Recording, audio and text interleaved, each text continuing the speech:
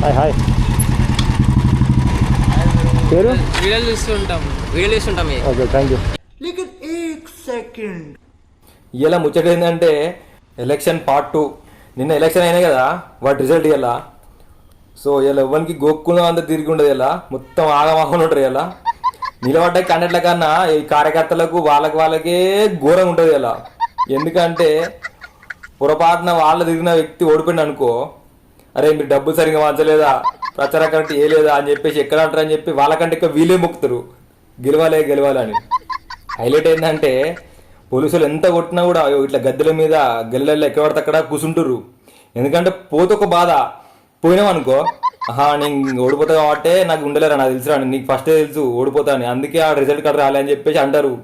నిన్న మొన్న తిరిగిన బాధ కన్నా కర్మాన్ కన్నా తీసుకున్న పైసల కోసం అన్నా వచ్చి ఈ ఎండల ఇక్కడ అవసరం పడుకుంటా తిప్పలు పడుకుంటూ ఉంటారు. ఎందుకంటే వాళ్ళ బాధ ఎవరికి చెప్పరాదు ఇలా, కార్యకర్తలను ఆ ఏజెంట్లది.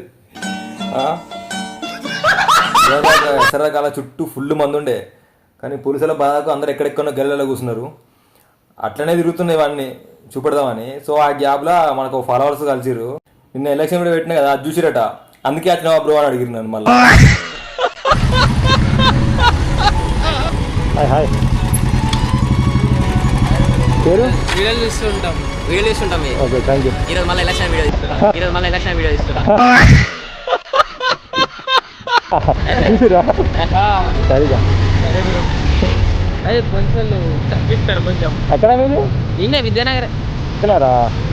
ఓకే మీరంటే చూద్దాం వచ్చిరా? Okay okay. ఇంకా ఏం పేరు తను? అనీషా. నీ పేరు? Kiran. Okay thank you. So మన వీడియో డైలీ వస్తాడట, నాకు మస్తు అర్థం అనిపించింది. కొంచెం మాట్లాడినా వాళ్ళు విద్యానగర్లో ఉంటారట. వాళ్ళు కావడంగానే బ్రో మళ్ళీ ఎలక్షన్ వీడియో తినే కష్టం అన్నారు. నాకైతే ఫుల్ నవ్వొచ్చింది. అంటే నా వీడియో అంతా ఫాలో అవుతున్నారు, ఫుల్ హ్యాపీ అనిపించింది.